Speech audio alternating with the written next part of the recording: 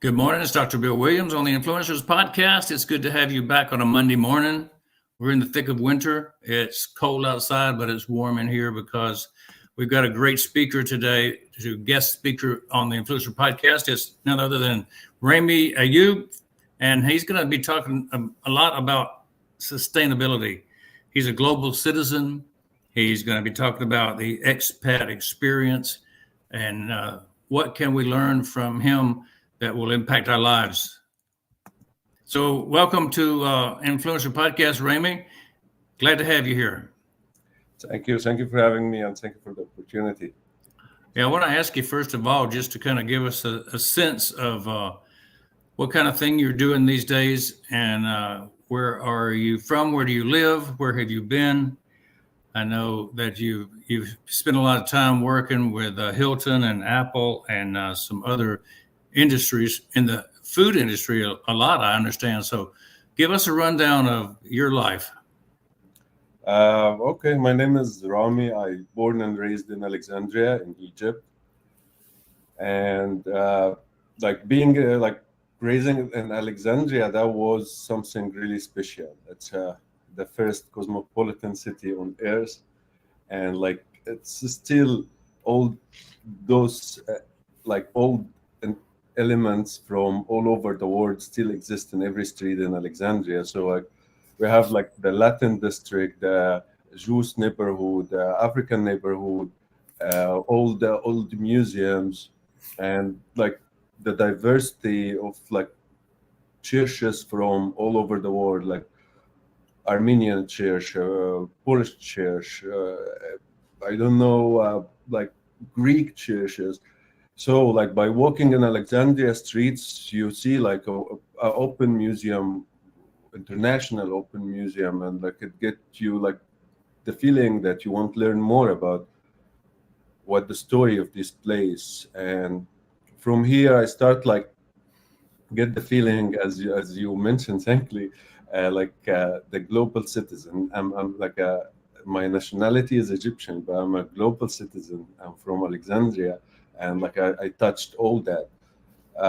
Starting very normal kid, interested in technology and computer. So I was helping friends to fix computers, and in the school and the church, I was the one who get to the lab to fix any issues.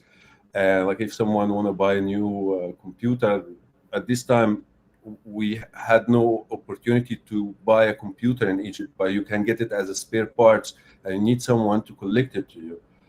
Because if you will buy it as a full PC, it costs you a lot with tax, etc. So 95% of the people, they got the spare parts and they look for someone to collect it and install the Windows. So I started like that. In the age of 9, I figured out computer is my thing, and I thought that's everything for me. Few years later, in the age of 13, I had kind of turning point in my life. I was introduced to the music industry, and by working in computer, I was able to burn CDs. At this time, it was big revolution, turning from the tabs to the CDs. So I was able to get music, burn CDs, and sell it to DJs. And from here, I got the first opportunity. You sell nice music, why you don't work as a DJ? And the point here for this opportunity, that they was looking for someone speaking English, and was rarely to find a DJ in Egypt, in Alexandria at this time, who speak in English, to work in a 5-star resort. So from the age of 13 to 16, I was between computer and music. I had a very small cyber cafe on my father's garage, that built it at this time as the beginning of big project that I want to build. But out of sudden, once I got the opportunity to be a DJ, I moved to this opportunity. I turned off the cyber cafe, and I introduced to the hospitality through the music industry. And this was a turning point that moved me from Alexandria and from the computer thing to a wider live range that get me to hospitality, to events, to entertainment, to tourism industry in general, and from here like start completely different life. That sounds like a really nice journey, steadily moving upward. You started out in a garage. You moved to the DJs and probably played some nice halls, and then you moved into the five-star restaurants. That's called upward mobility. Yeah, and like by the time I even like get like to marketing, branding, recently sustainability and education. So like I saw that I had a plan for my life since I was so young. My all my vision and dreams was about computer. I want to be a successful computer engineer. I want to build a big computer company, and I was pursuing in this plan and I'm working in this plan. But out of sudden, I find my passion in the music and art, and like also like I figured out later that was part of my personality and character. Like I don't like reading and writing, but I like to make music and do graphics and like video editing. Like I'm more visual than texting and writing and reading. So that like came out in the art that I used to do and the music that I used to produce, and being on like on the stage in a very young age give me also like more of self assurance that helped me to continue. And whatever I find that there is a like a light coming from that direction that take me from as being an entertainer to open the first entertainment academy in Egypt and the Middle East in 2007. I was like 19 years old at this time. But I find there is a gap on the entertainment industry in Egypt, and there is an opportunity if I open an academy that will allow more people to join this industry, and I will fill a gap that there's a lot of opportunities in the resorts that looking for entertainers that they cannot find. So they get people from Europe and from like international companies that cost them more. While we have people in Egypt that don't have a job. So why we don't connect the dots at this point? So I find the opportunity and I moved to it. And at this time, I was like required to be away from the DJing and from the art that I love and from the stage. But like I was between the two things until I decided like I cannot be both things together. I need to leave the music as an entertainer because I have like a something more important to do. It's kind of duty or responsibility that no one else done it, but like anyone can DJ, but like the academy, like it's first time I someone open it and I have to focus on. And like by continuing growing this academy and like having partnership and providing businesses to more hotels that like give me the proof like I was in the right direction. Music, I still can do it for fun from time to time. After that, we got Before you go, Ramy, before you go into that, I wanted to ask if you know someone in your DJ music industry because it intersects at about the same time zone. The number one DJ in France is a good friend of mine, Theory Ocho. Did you ever run across him and hear that name? I will check it out. So Sure. Theory is one of my good buddies in on Passive, and he traveled the same road you did, about the same age as you are, and went through the same music evolution of the beginning of the DJ. Of course, I would love to learn about that. Yeah. So anyway, let's get back to your story. And the last person I interviewed just last week was from Tunisia, Amina El Abed, and she is into the music industry, trying to work out monetization for musicians. So that's another interesting sideline.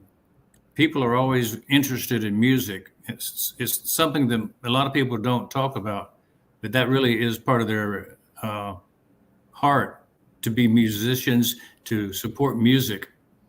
Now Yep. you've gone from music into the five-star hotel. Keep going with your story. Where'd you go next?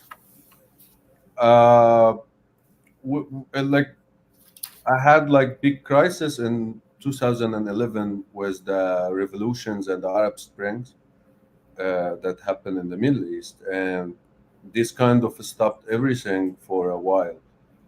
And like at this time, I was 21, didn't had enough experience for crisis management or force majeure or whatever. But at the same time, I had like big operation with over 400 employees. At least 50% of them are foreigners. So you need to send them back to their countries because there's no operation in Egypt. Most of the hotels closed, and even they wasn't able to pay you like the last month's fee. So this was a big crisis, but I wasn't able to handle it. And we continues in this crisis from 2011 until 2013, 2015, and keep continuing. And like I find that the operation of the Red Sea Academy and the nightclubs that we manage and the hotels that we provide for entertainment is no longer the good environment to continue, and it's no longer the best thing to keep doing. And at this time, I remember like I have been working for almost 14 years without taking a vacation. Oh, So I decide, okay, let's hold, take a vacation, start like reset, and see what to do next. And like I start move to travel. I started uh, with Africa. I stopped in Kenya for so long. I stayed for a big period there, and here I start to like kind of knowing myself on a new generation or a new era of myself. Uh, in the state of being busy all time, no, I'm completely free. I have nothing to do, and let's think what I want to do next. Uh, I start like figure out mainly what was my weakness that didn't allow me to continue the academy even with the crisis. So I need more knowledge in business management. I need more knowledge in crisis management, etc. Uh, Also, I figured out like I was very passionate about marketing, branding, digital marketing. I was like very unique and like company performance in this section. So I said, let's see how I can like improve my skills in this area and how I can use it to start gain money from doing marketing for other companies. And at this time, uh, when I was in Kenya, I start meet some people like investors from Europe who invest in Kenya on some like franchise or importing certain brands. And I find here like the first opportunity to work in marketing in one of those companies. And while I was free, like having free mindset and like was observing different lifestyle in Kenya, I was living in Mombasa at this time. I started to realize that I had a lot of loss in some of the business that I managed or I owned.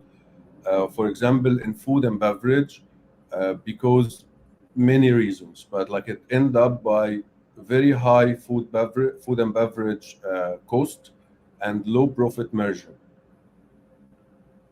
So while you are in the operation and like it's heavy duty operation and always there is a revenue coming, you will may not focus in why was a very high food and beverage cost and low profit margin. But while I was away and off, I keep thinking about these things. What I could have do better to have a sustainable business that can continue even with the crisis, what I could save during the good time that can help me to continue. From here, I start like also like whenever I go out from any hotel, like in Kenya, for example, and like I see the food wastage inside, but I go outside, I see people hungry and like trying to find like any food to eat in the trash can. while inside the hotel there's like 40% of the food is wasted. I started like look for life and things in a different way, and like this keep growing inside me like through the years until I can say moving to New York during the pandemic. I was planning to come to pursue a master degree in the consumer behavior. I find like a great opportunity to start to practice during the pandemic, the lockdown, and helping the small and medium businesses who are trying to survive and continue, or who are closed in the lockdown and want to open again. And like I find like I'm kind of doing this voluntarily without asking for any return, but like I just find the places about to open again. I just come in, hi, I see you, congratulations. If you need any help, I'm just like I have a good experience in this industry, and like I can help you with any advice if you need. I'm not gonna ask you for any money or anything. I'm just doing a master degree in this, and like by sharing those insights with you, I will help my study. So that's all I'm looking for, some insights for my study. Start to get into the operation of small restaurants, pizzerias, small bars, and like kind of have a flashback for all what used to happen in my kitchens that I haven't seen, but I can see the numbers and see how that impact me. And I feel so sorry for that business owner, and I start like address. That's why you have high food cost, and like to improve your food profit margin, you need to focus in this area, and like how you know that the cost of each item, for example, to be able to measure the profit margin. So then we get like to something called menu engineering, that how can like get the cost of each item by all the ingredients and components that in this plate, let's say, that cost you X, and how much you need to sell it to be profitable or to be break even or whatever. Small businesses, they don't think this way. They don't have a cost control management or department, and they don't know that there is something called avoiding food wastage by having this like menu engineer, for example, that will allow you to know what you're gonna purchase that require for the operation. You will not purchase more and it keep like overstocked, or you will not purchase less and you will get out of stock. So like by opening their eye to this uh, concept or practice, I feel like it has like change in their operation. And I haven't like innovate or discovered anything. It's just like in all the big organizations, they do this in a way or other, but there is no one connect between those big organizations and the small businesses. That's a good point where we can jump into the question that really is at the heart of what you're talking about is you don't know your cost of goods and services, but you base your prices on the going rate in the market, but you don't maybe connect the two. You may have higher costs than you have sales going out. How did you help the people? What were the reasons they were failing, these restaurants and bars? What was the thing they were doing? Like if we will talk about three reasons, I can start it by ignorance, and the opposite thing of the ignorance would be the awareness. So if there is a good awareness in term of like knowledge and education, or in term of like the excitement that will require you, that you need to know what's going on in your operation. It's good, but yeah, it can be better. How I can make it better, how I can improve it. So I will stop being satisfied by it's good and it's fine. No, I will focus on how to improve it. So by focusing on awareness and improvement and best practices, this number one, we have to focus on, in my opinion. Second thing, why people fail? Maybe they don't know that they fail. They're just waiting for someone to come tell them, by the way, this is wrong for one, two, three. And we have to accept the idea that people do mistakes. That's normal. Like, we are all human. Even machines do mistakes. Like if you look, for example, about the potato as a vegetable, it was refused for hundreds of years, and people refuse it. It's coming from the roots, and they see like it's look ugly, and like people refuse it. It took hundreds of years until like people start to eat it. And in Egypt, when the first time they got the coffee, I don't know how many hundred years ago, the coffee was refused, and like the religion people at this time consider it as a drug because it's against the human nature. It keep you awake. But by time they try it and they like it and they drink it and become traditional drink in all over the Middle East, every house have a Turkish coffee, especially.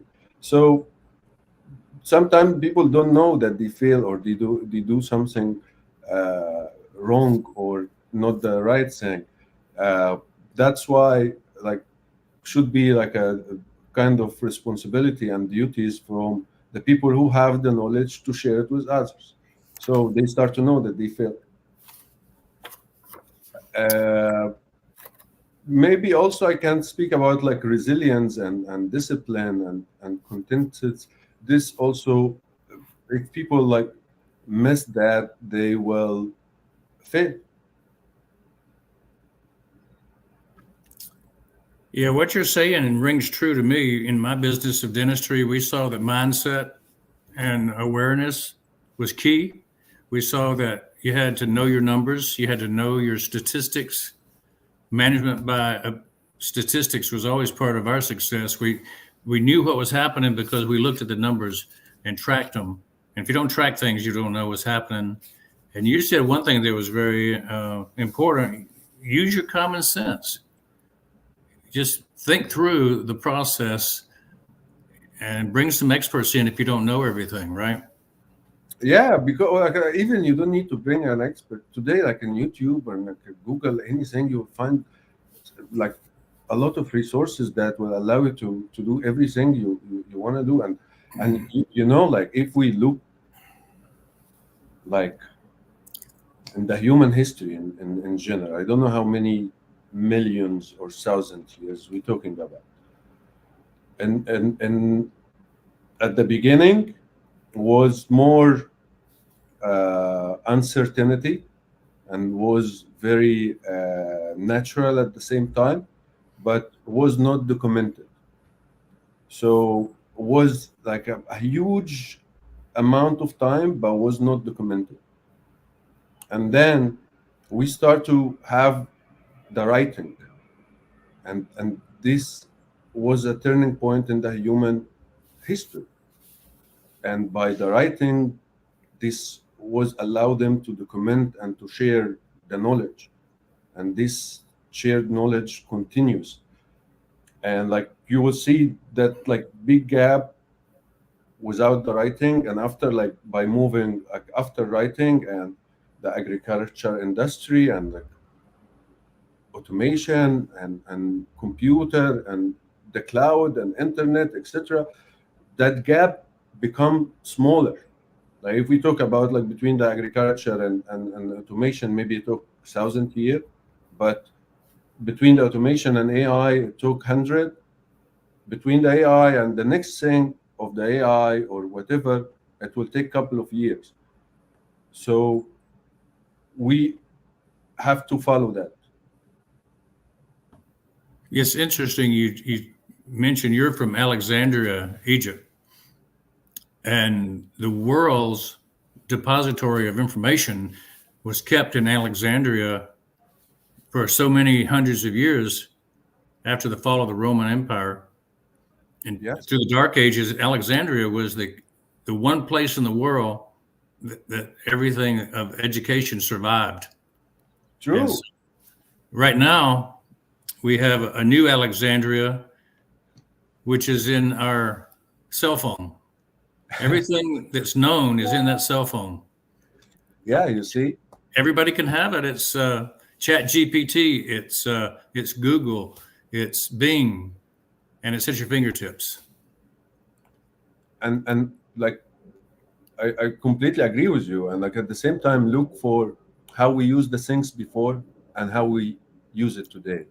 Like for example, 15 years ago, if you want to have like a drone shot in a TV show, how many people you need to hire, and like helicopter and like crew and cameras, blah blah blah blah blah blah blah.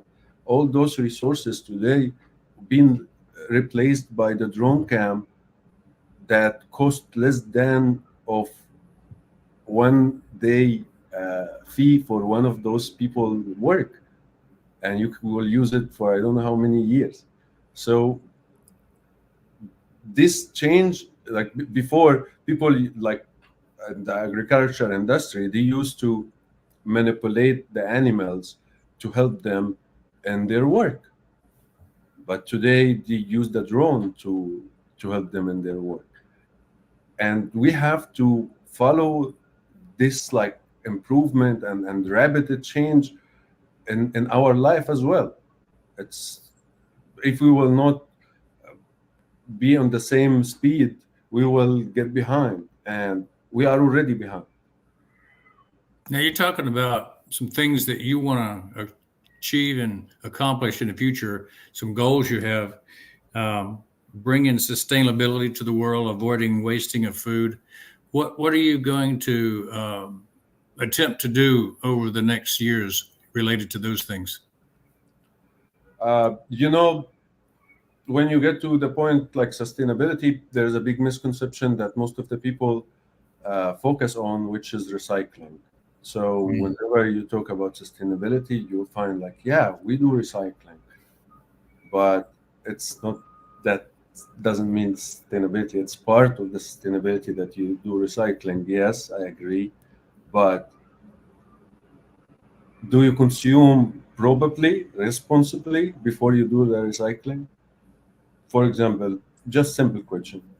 All the countries and the governments now they are committed with the SCG and with the global goal for 2030, which is 17 goal we can get to this late.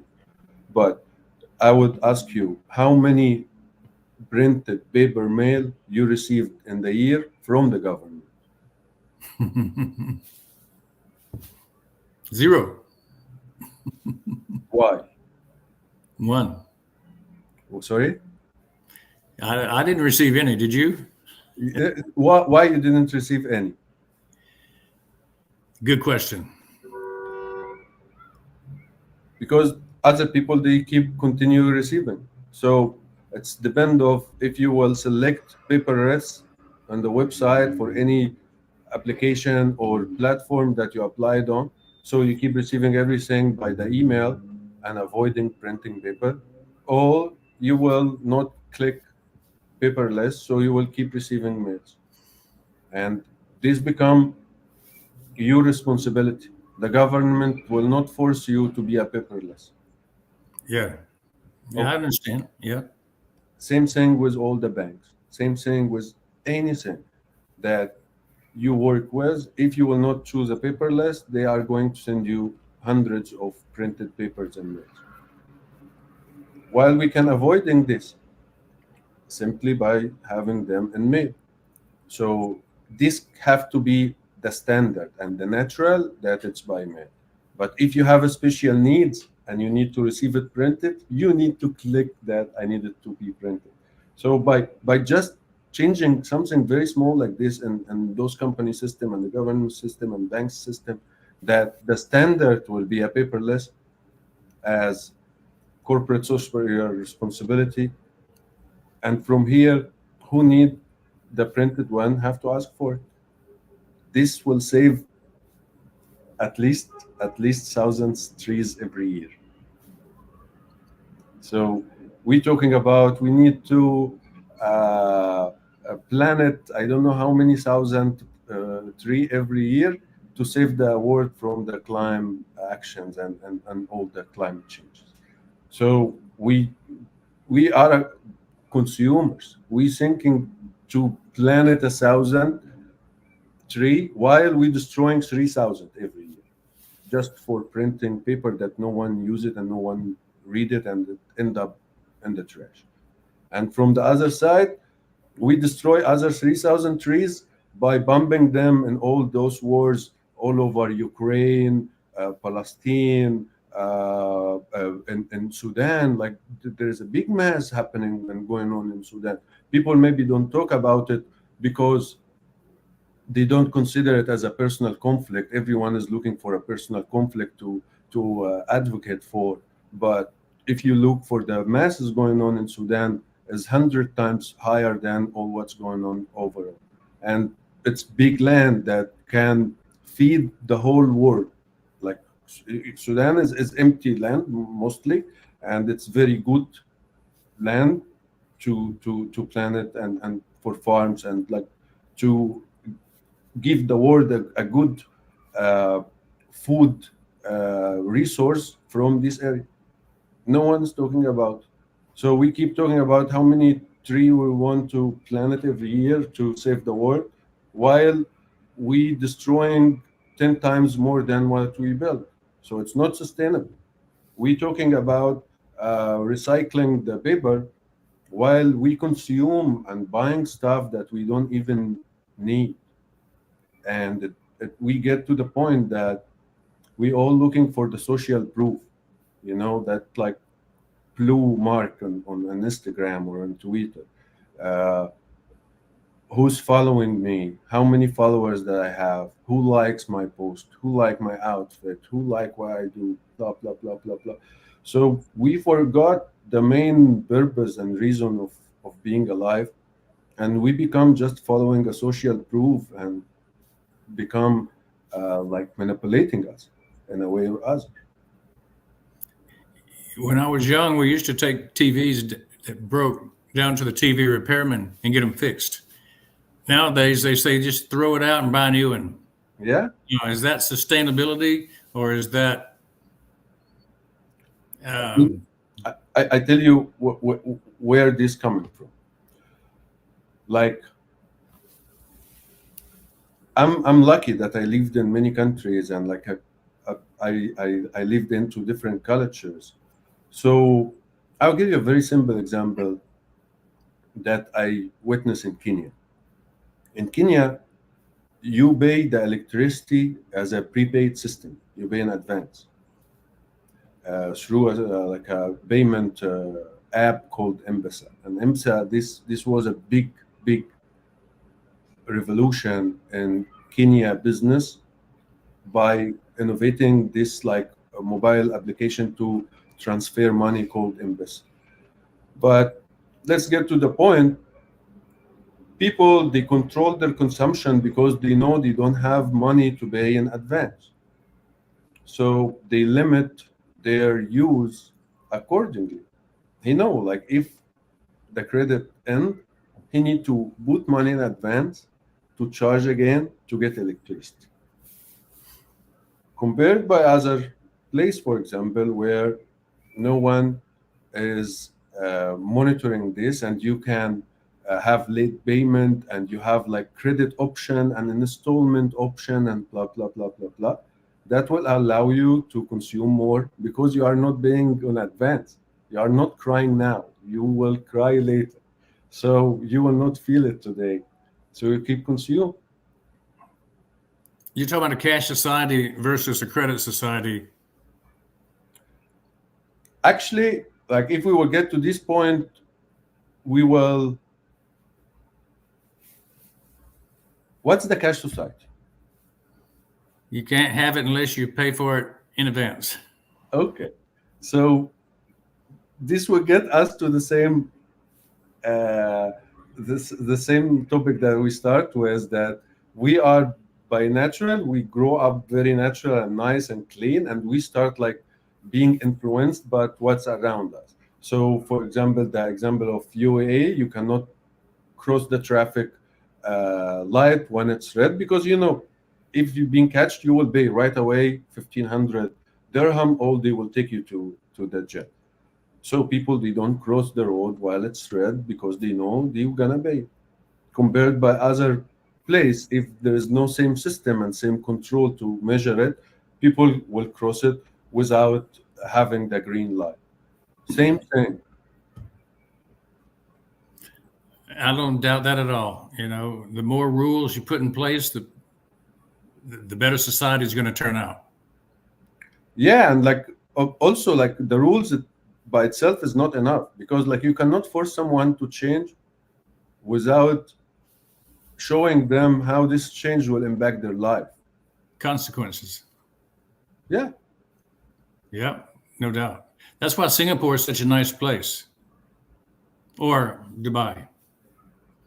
And it's probably why other places, we won't name them, but we know where they are. They're not nice right now because there's no law. People do what they want. You know, also there's something very important, as you mentioned, the law. Like we have to understand also like the law of power versus the power of law. You got it. You got it. I like that one. I see that in our country quite often. Yeah, like it become like really something we all need to consider and to focus on, because we forget that we all as a human have something in common, that we are a human. So That's a great place for us to jump in and say, hey, we are human. What are we grateful for today? Ramy, you start. uh, I'm grateful I'm being alive. I'm alive. I'm wake up every day in the morning, enjoy my coffee, and that's my joy every day. Like smell my coffee after go out from shower, and like then anything happen in the day is fine. It's grateful. I'm always working.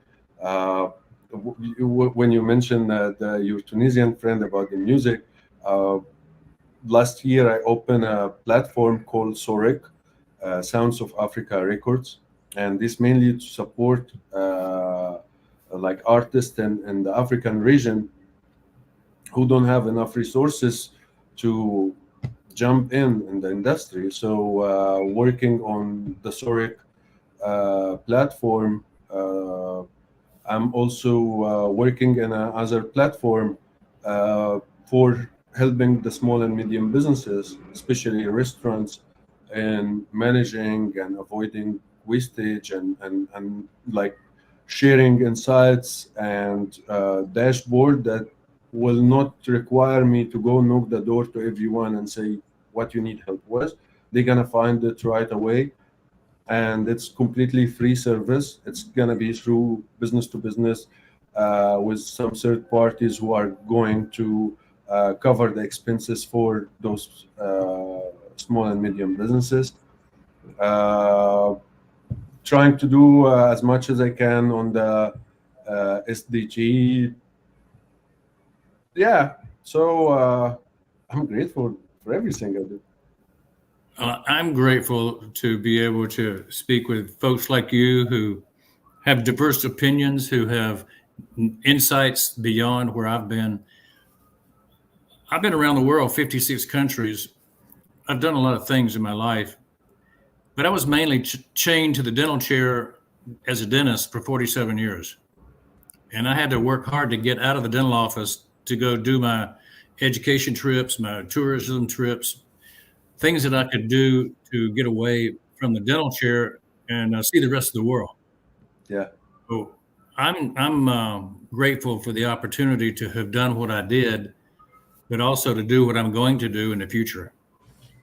Meeting and greeting people like yourself and finding out about how you start your day with coffee, how Yes.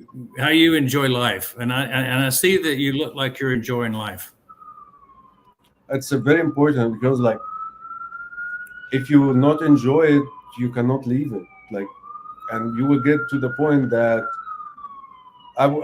you know, how I'm many glad times we I ask took you myself, away. yeah, like I'm living in Manhattan, so this never ends. So I was talking about how many times I could feel like a victim, like, oh, the revolution happened and my business destroyed. Oh, like I don't know what happened. Oh, like I waste this, I lost this. But like, if you will try to be the victim, you will be disappointed, and you will get to the point that you will lose your power and energy and inspiration. So being like grateful for everything you have and enjoying your life, that will help you to continue.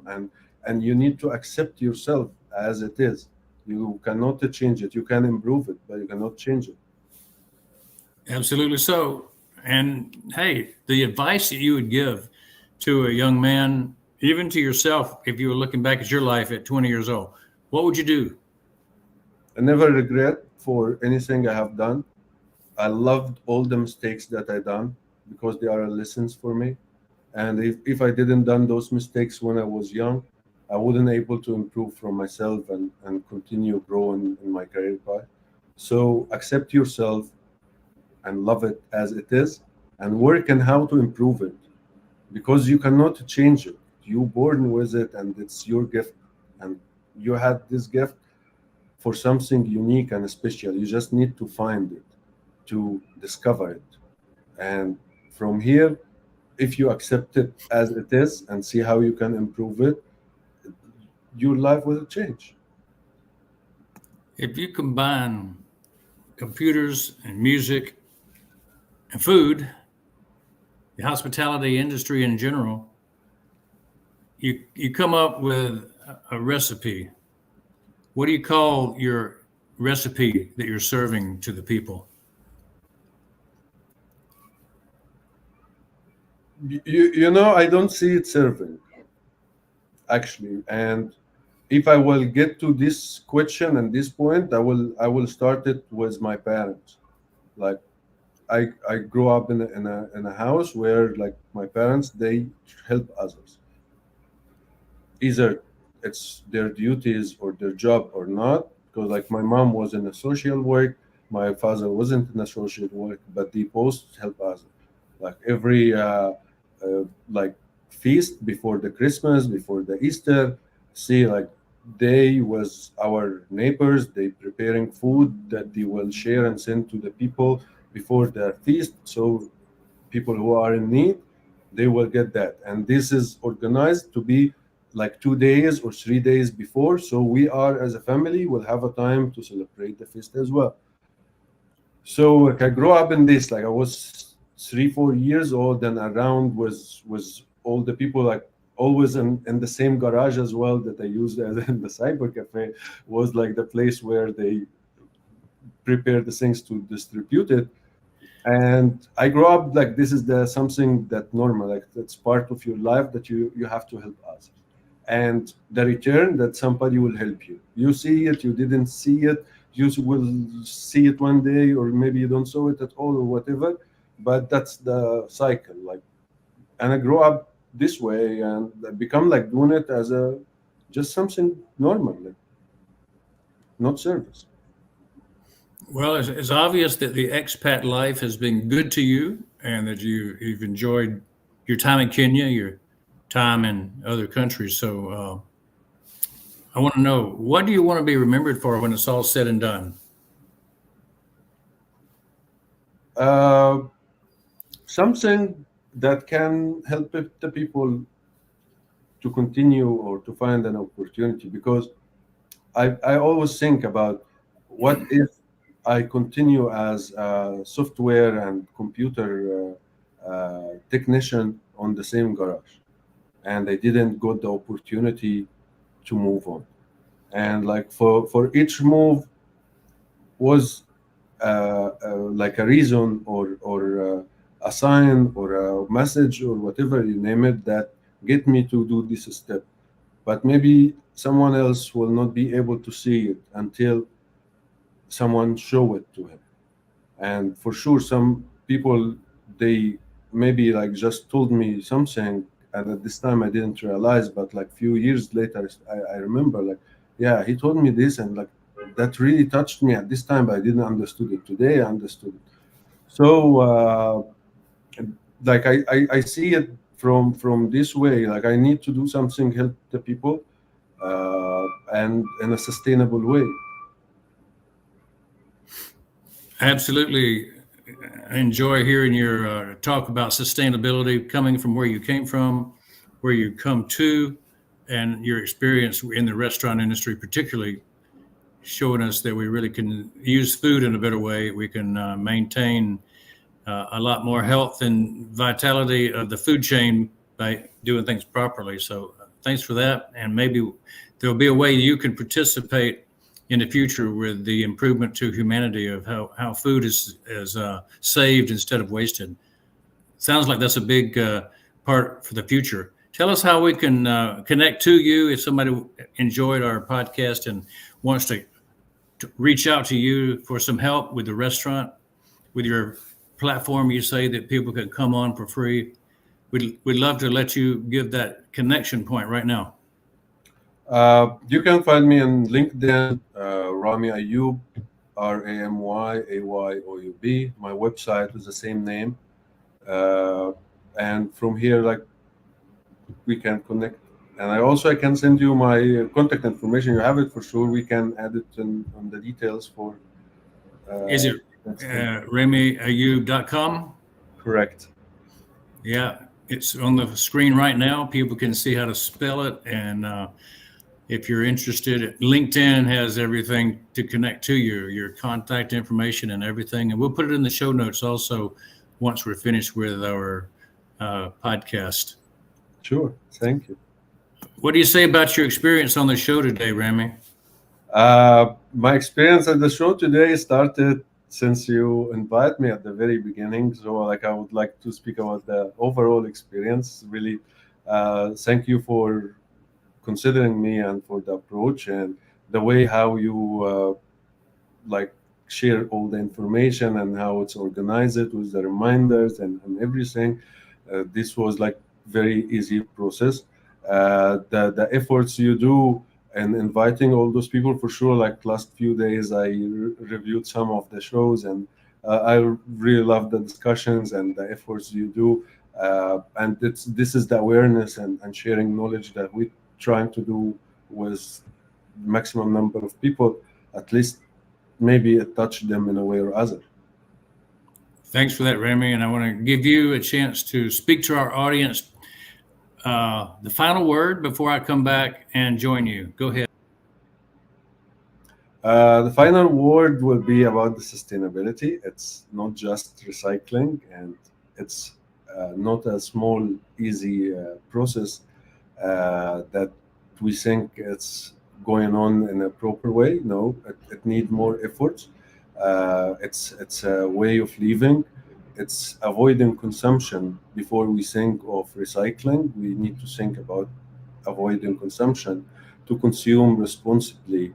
And from here, we will have a better understanding about sustainability and how we can have a sustainable life with the current limited resources that are available today. That's my message. Thank you, Ramy. That was good. And I want to now emphasize a few connection points to the audience. Folks that are listening that may not know, this is my QR code to my digital business card. And you can capture freedom. That means you can get some economic freedom by joining in with us and being part of what we do. And the digital business card goes there to that website, which is my digital business card website. And it has two positions that are important. One is the Influencer Podcast, of course. If you want to see all of our podcasts for the last year, 130 different broadcasts, you can go to drbillwilliams.tv to see them. And you can also find out more about our flagship product, the O Connect, which is a video conferencing software. And we have other things that are impressive that you may find interesting. So everything that we have is based on AI technology. If you want to shorten your long URL, you can use OTrim to do it just like I've done it here. And I shortened it just a few letters. Also, with that same OTrim, Ramy, I made this QR code. And you get tracking ability with that QR code or with the URL. So there's a lot of utility in what we have. That's the baby version. The big brother version is called O-Tracker, which is more robust. It's even better and simpler for marketing people, especially if they have a website. They may want to choose to use O-Tracker, just like Google Analytics. It measures everything. So you know where your traffic is coming from. You can geofence and geolocate. You can market to a neighborhood, not just a city or a state. So it's very trackable. So, and we even have beautiful connections to people like Supercars Majlist in Dubai. We have offices rather in Cairo, Singapore, Hyderabad, Dubai, Orlando. And if you want to find out more about what's going on in Egypt, Ramy, we have a whole division there for business analysis. A lot of fun for us to be able to say that we're a worldwide business and that we're part of the ONPASSIVE nation, the ONPASSIVE team. Thank you all for tuning in. Interesting day today with Ramy Ayoub. And if you want to connect to him, go to LinkedIn. I'm going to sign off, and I'll see you again later this week. This is Dr. Bill Williams on the Influencers Podcast.